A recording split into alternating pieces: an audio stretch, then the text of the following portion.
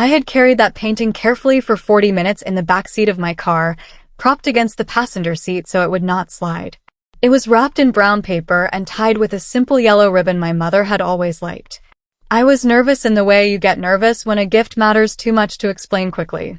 The kind of nervous that makes your hands slightly unsteady when you pass something important to someone you love. My parents' 45th anniversary party was held in the garden of their house, strung with warm white lights and full of their friends from church, the neighborhood association, and the golf club my father had rejoined 2 years earlier.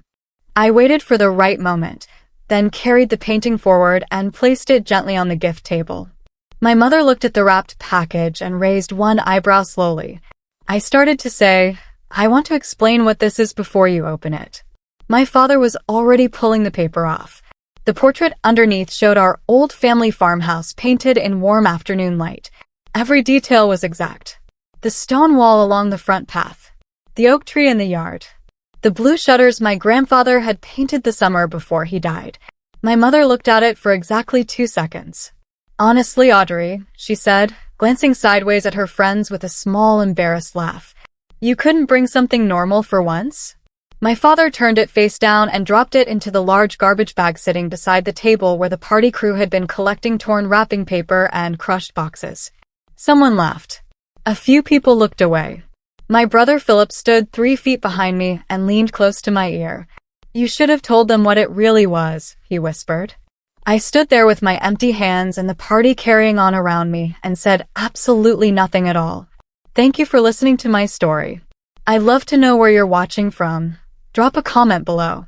If this story resonated with you, please subscribe, like, and hit the bell so you never miss the next one. Every share helps these stories reach someone who needs to hear them. Let's keep the conversation going. I drove home with my eyes burning and both hands gripping the steering wheel too tightly. I kept replaying the moment over and over. The 2 seconds my mother had looked at the painting. The way my father had turned it face down without truly seeing it. The dull sound it made landing among torn ribbons and crushed tissue paper like it was nothing at all. They had not asked a single question.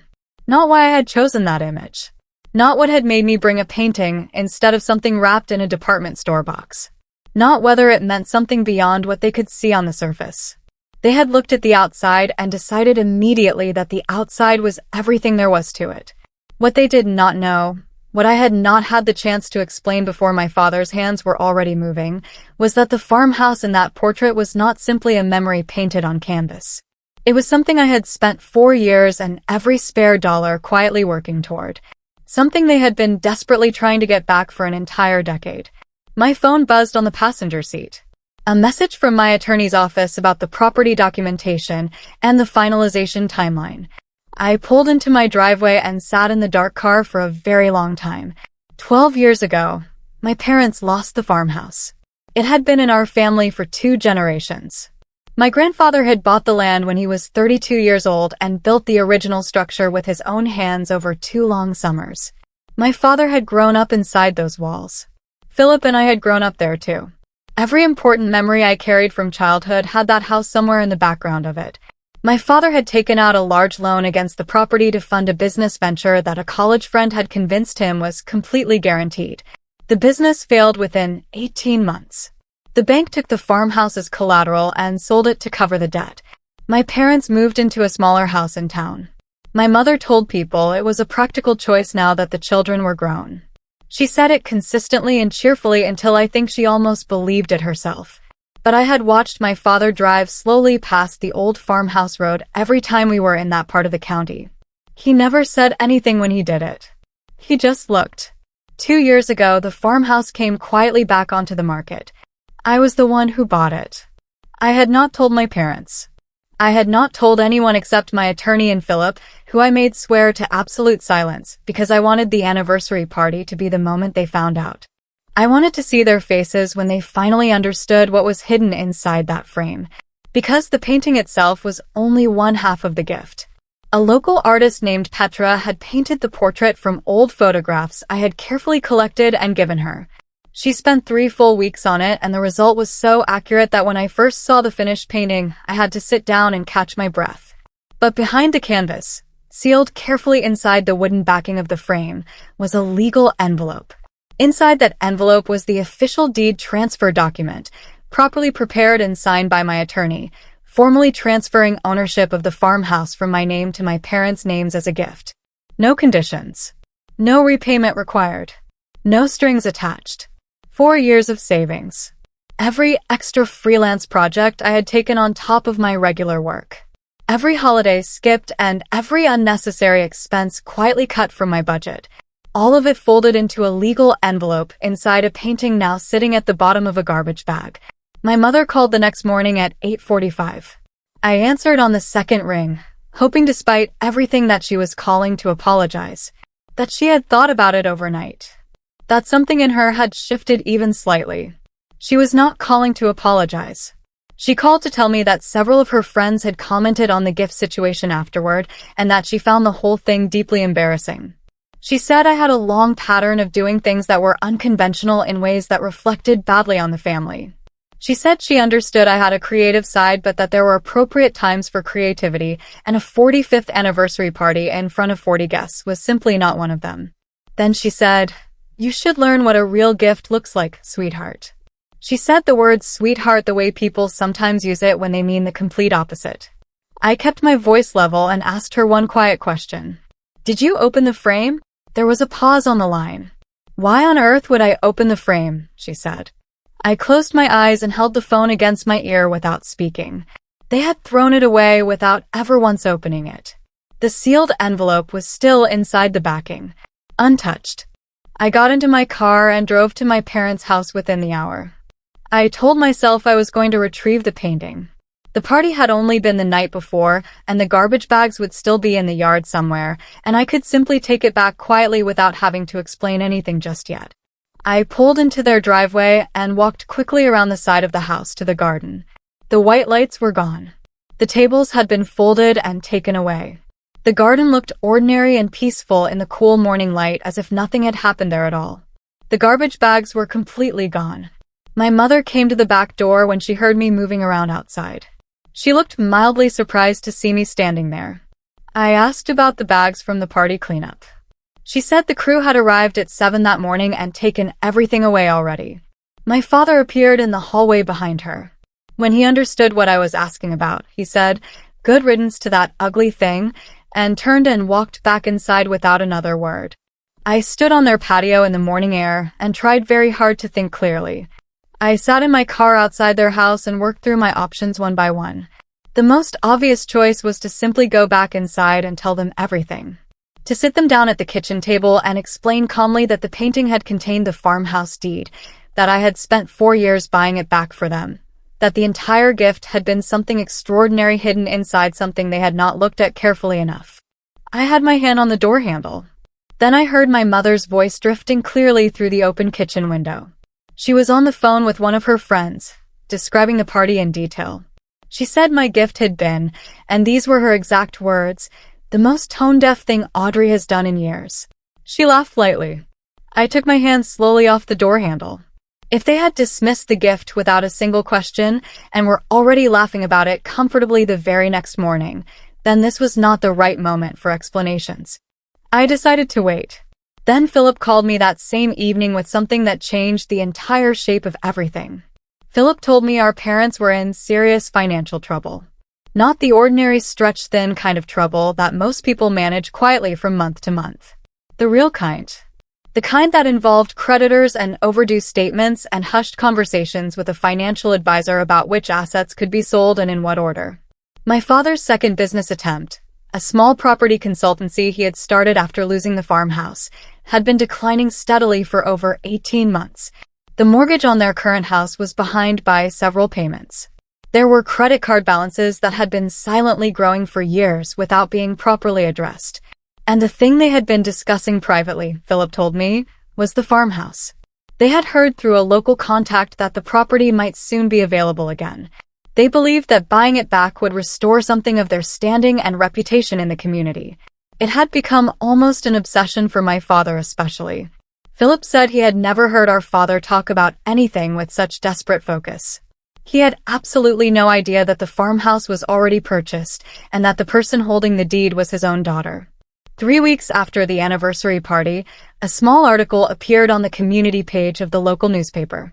It said the old Whitmore farmhouse on Quarry Road had been purchased by a private donor and was being carefully and lovingly restored.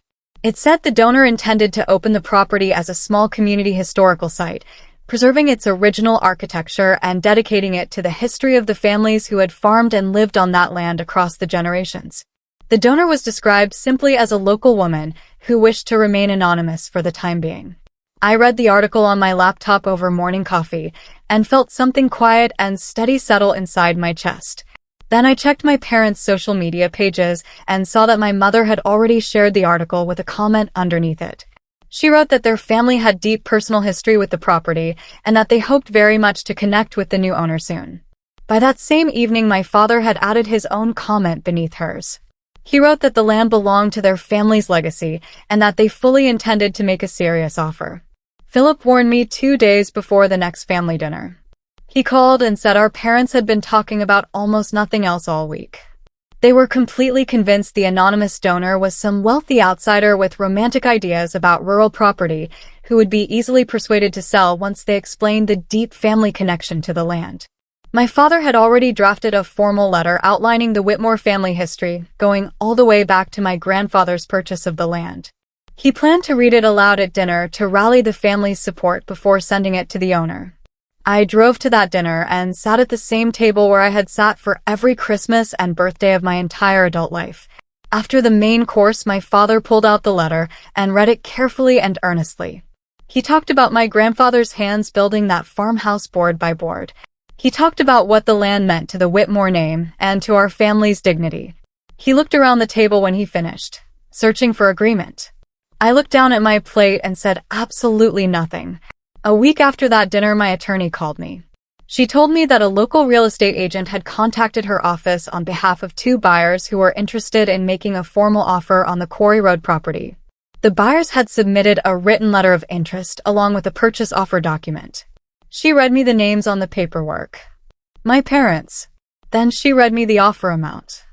It was significantly below the property's actual assessed value and well below what I had paid for it combined with the restoration costs I had already put into it over the previous months. My attorney asked me in her careful and professional way whether I wished to accept the offer, decline it, or submit a counteroffer for their consideration. I thought about my father dropping the painting into the garbage bag without a second glance. I thought about my mother on the phone the very next morning, laughing easily. I told my attorney to decline the offer politely and respectfully, but I asked her to include one specific thing in the response along with the decline: a formal invitation for my parents to attend the farmhouse's upcoming community reopening ceremony. The real estate agent relayed my response within 2 business days. My parents were frustrated by the declined offer, but genuinely intrigued by the invitation that came with it. They had been trying to identify the anonymous owner through every channel available to them for weeks and had found nothing useful. Philip told me my father had spent an entire evening going through county property records online and had run directly into the legal trust structure I had used, which listed the property under a trust name rather than my personal name. They assumed the owner was someone with significant resources and serious community connections, someone who moved in elevated circles. Someone who could perhaps be impressed and eventually persuaded by a heartfelt personal appeal made face-to-face at the ceremony. My mother went shopping for something appropriate to wear to the event.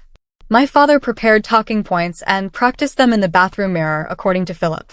They told their friends they were attending the grand reopening of their family's historic farmhouse and expected to finally meet the mysterious owner in person. Not one of them thought to ask me whether I was planning to attend as well. In the weeks leading up to the ceremony, the restored farmhouse became a frequent and warm topic of conversation all across town. People who had driven past the property for years and watched it sit empty and slowly deteriorate started stopping to look at what it had become. The stone wall along the front path had been fully repaired. The great oak tree in the yard had been professionally assessed, treated, and declared healthy enough to stand for another generation. The blue shutters had been repainted in the exact original shade, which I had confirmed by tracking down a photograph of my grandfather standing proudly in front of the house in the summer of 1961. People began saying the anonymous donor must be someone truly special, Someone with both the financial means and genuine heartfelt care to do the restoration work so properly and so lovingly. My parents heard all of this praise and told everyone who brought up the subject that they had deep personal roots in the property and were in active ongoing discussions with the owner about its future direction. Meanwhile, the ceremony invitations went out across town with my name printed clearly on them as the lead organizer of the event. My parents received their invitations in the mail.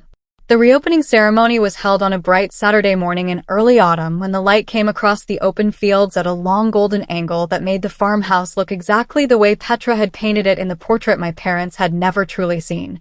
Nearly the whole town came out for it. Families who had known the land for generations. Older residents who had known my grandfather personally. Younger families who had read the newspaper article and wanted to see the restoration for themselves. The mayor. 2 members of the local historical society. A photographer from the regional paper who arrived early and took pictures of the oak tree in the morning light. My parents arrived in my father's best car, dressed with obvious care. My mother wore a deep blue dress that suited her. My father wore his good jacket and moved through the gathering crowd with the practiced ease of a man who expected to be noticed and respected at public events. I stood quietly near the side of the restored front porch and watched them work their way toward the center of the crowd, shaking hands and exchanging warm greetings with neighbors. My mother caught my eye across the gathering and gave me a small, polite wave. I waved back calmly. Then the mayor walked to the podium set up near the oak tree and tapped the microphone twice. Mayor Henry Cutler was a warm and straightforward man who had known our family for many years and always meant exactly what he said. He welcomed the crowd and spoke briefly about the importance of preserving the history and character of the community. He talked about what it truly meant when someone chose to invest their personal resources not for financial profit but purely for the sake of memory and shared community heritage. Then he said, "I want to take a moment to thank the woman whose quiet generosity and years of determined effort made everything you see around you today possible." My parents were standing near the front of the crowd. My mother wore a pleasant and expectant expression. My father stood with his hands clasped behind his back in the composed posture he used at public events where he anticipated being called upon to speak. Mayor Cutler looked across the crowd directly toward me. "She grew up in this very house," he said warmly. "And she spent years working steadily and quietly to bring it back to life." He said my name clearly into the microphone. The crowd turned as one. My parents turned with everyone else.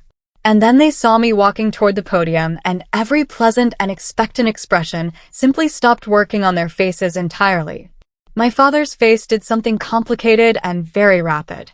First came confusion, as though his mind was urgently sorting through possible explanations for what his eyes were showing him. Then came a short laugh that carried absolutely no humor in it, the kind of laugh that fills time while the brain struggles to catch up with reality. He looked at the person standing beside him as if checking whether they were truly seeing the same thing he was. My mother went completely still. I reached the podium and stood at the microphone and looked out at the crowd of faces looking back at me and tried to remember the words I had prepared and quietly practiced for more than a week. I thanked the town sincerely.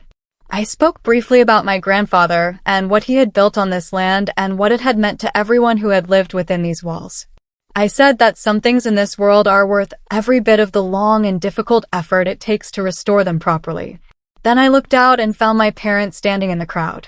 My mother's face had moved from stillness to something very pale. My father had completely stopped laughing. I took one steady breath and said the part of the speech I had been building carefully toward. I told the crowd that I had originally intended to give this property back to my family as a personal anniversary gift. The crowd responded with a warm murmur of surprise and appreciation. I told them about the portrait, about Petra's painting and the 3 careful weeks she had spent on it and how precise every single detail was. The stone wall, the ancient oak tree, the blue shutters my grandfather had painted with his own hands the summer before he passed. I told them I had commissioned that portrait specifically as a way of presenting the gift in a meaningful way, that the painting was designed to be a visual announcement of what I was giving back to them before I revealed what was actually hidden inside the frame itself. I watched my mother's hand come up slowly toward her mouth.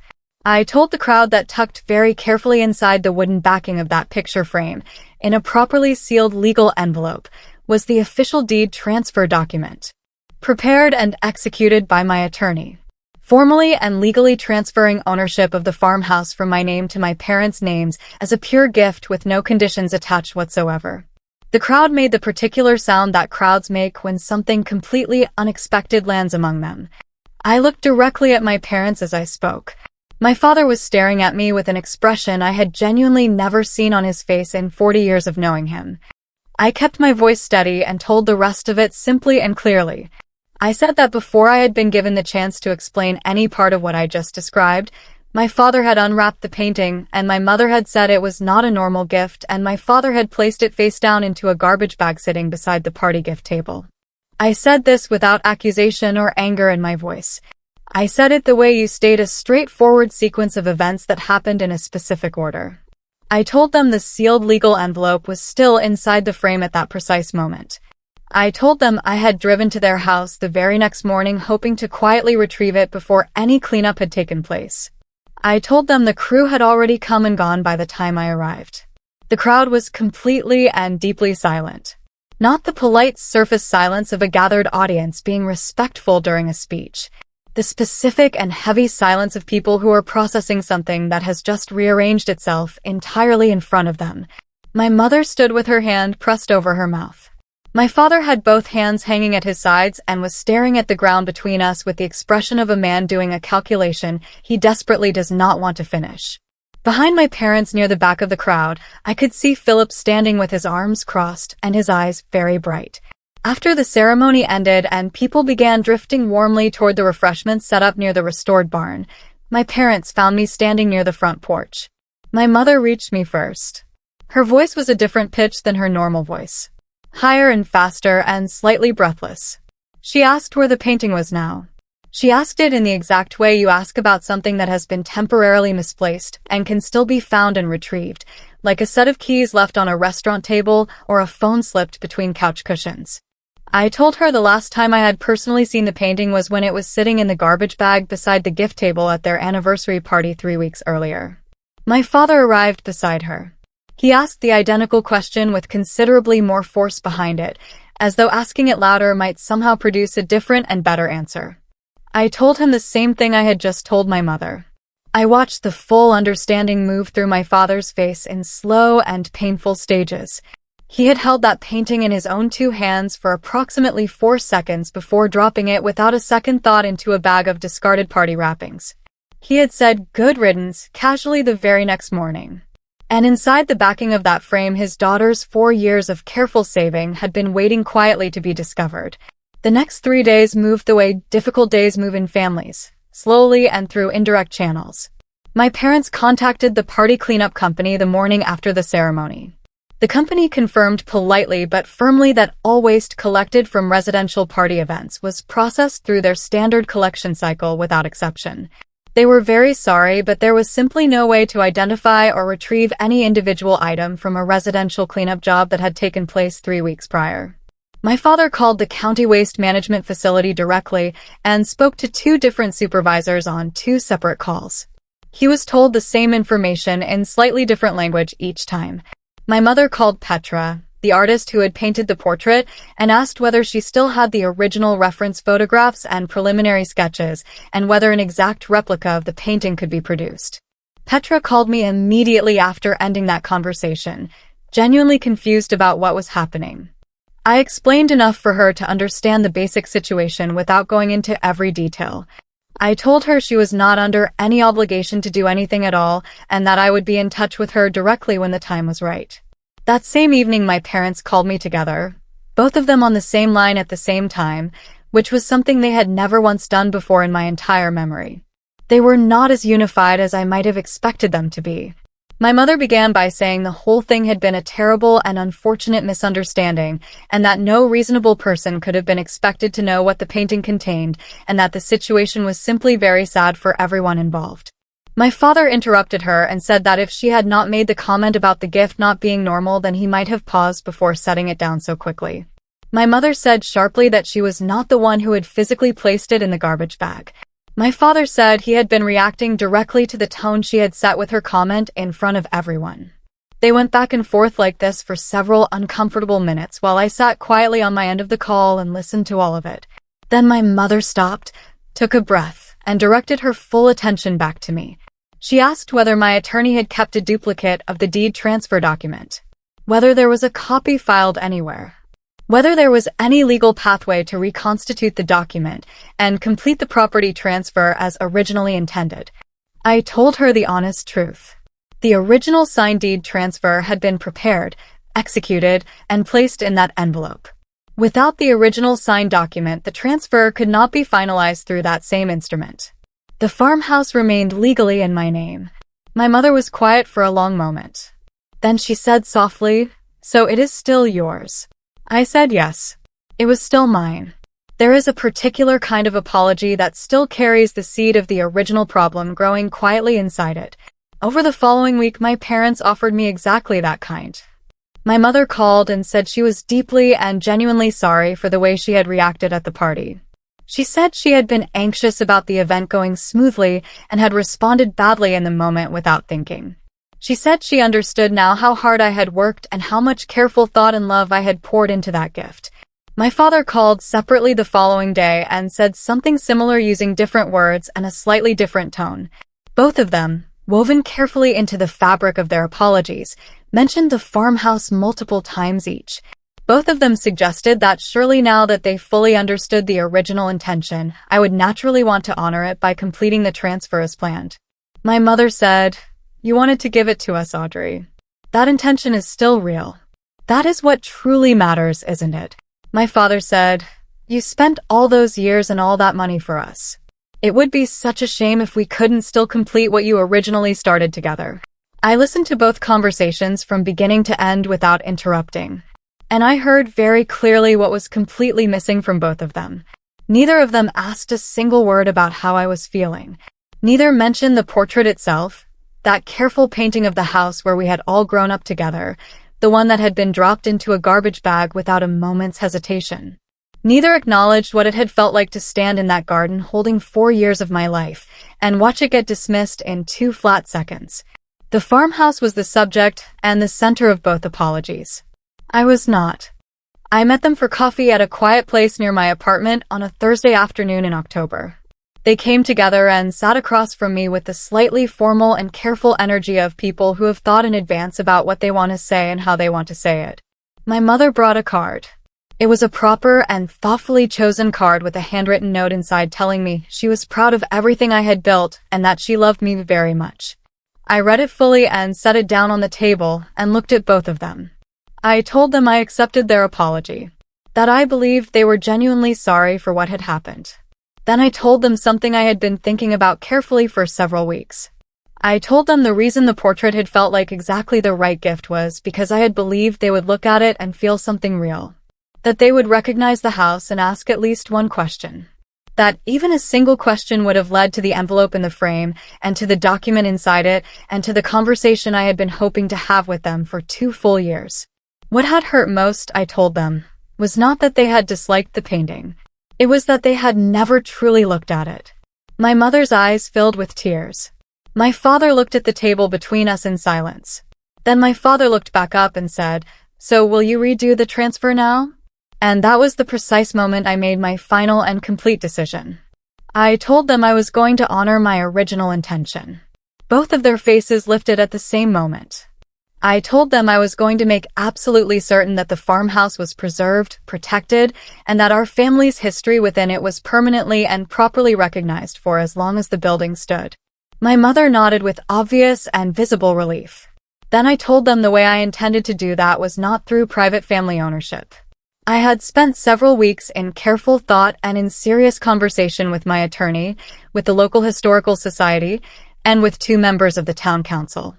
The farmhouse would remain under my direct stewardship and would be formally designated as a community property, structured as a registered nonprofit historical site dedicated to preserving the stories and histories of all the families who had lived and worked on that land across the generations. It would be permanently open to the public. It would host community events throughout the year. School groups would visit regularly. People would walk through the rooms and read the family histories displayed respectfully on the walls. Our family's name and story would be part of that history permanently and prominently. My grandfather's name would appear on the entrance plaque. The story of how he had built the farmhouse with his own hands would be the very first thing every visitor read upon entering. But the house would never belong to any single private family again. It would belong to the whole community from this point forward. My parents sat with this for a long and heavy silence. My father began to speak once and stopped himself. My mother pressed her lips together tightly. I told them gently that if they had looked at the painting for just one moment longer on that anniversary evening, everything between us might have gone very differently. The farmhouse opened fully to the public the following spring on a warm Saturday morning that smelled like cut grass and fresh paint, and something older underneath both of those things. On busy weekends, the small parking area along the road filled steadily with families arriving from across the county. Children ran freely in the yard under the great oak tree that had stood there longer than any of us had been alive. Older visitors walked slowly and carefully through the restored rooms, pointing at framed photographs on the walls and telling each other things they remembered about the land and the people who had worked it. Petra's painting, the portrait originally commissioned as the anniversary gift that never fully arrived, was recreated at my personal request for the farmhouse entryway.